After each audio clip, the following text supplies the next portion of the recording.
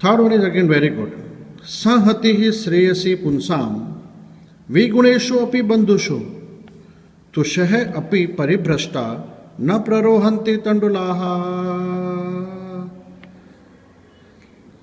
सहति श्रेयसी पुंसाम, पुंसाम मतलब मैन के लिए यूज किया गया है. मैन विगुणेशु जिसमें वर्च्यूज नहीं है, गुण नहीं है, वाइसिस हैं, वो भी बंधुषु अमंग अवर रिलेटिव्स है कि नहीं.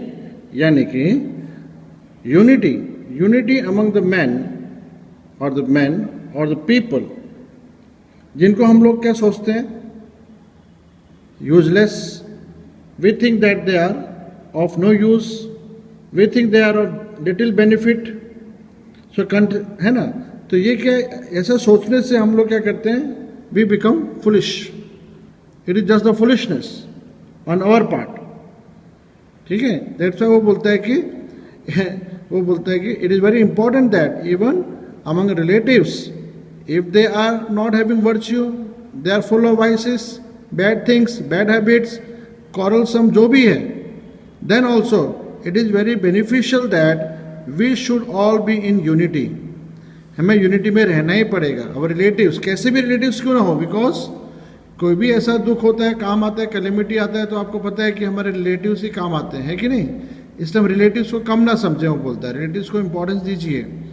Okay. So it is very important that the unity among the people who are having no virtue, they are vices, that kind of relatives, that kind of men, if they think that it is not good to keep unity with them, it is foolishness. It means he says that even with the people who are not virtuous, not vices, that kind of relatives, the men should keep the unity among themselves.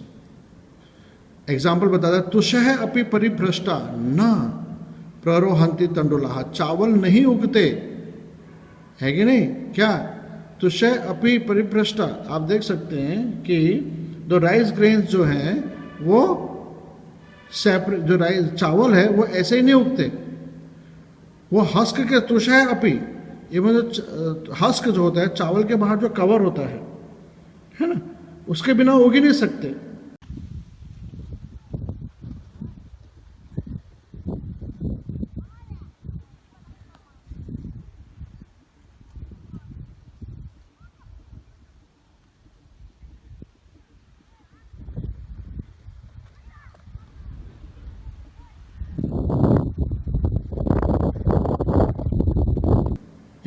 If you separate all the husk, then the rice will not grow. है ना.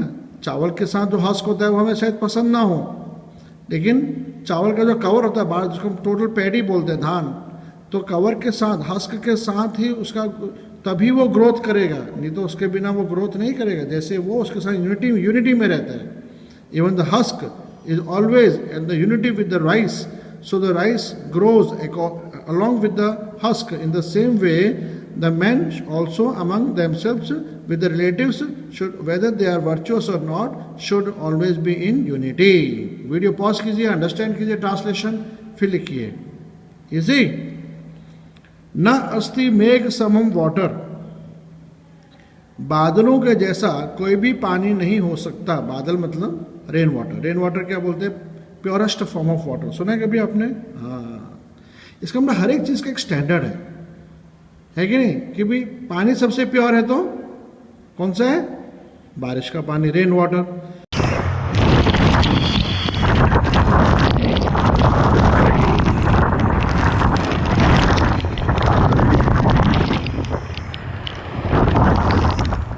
So there cannot be water as good as the clouds water or the rain water.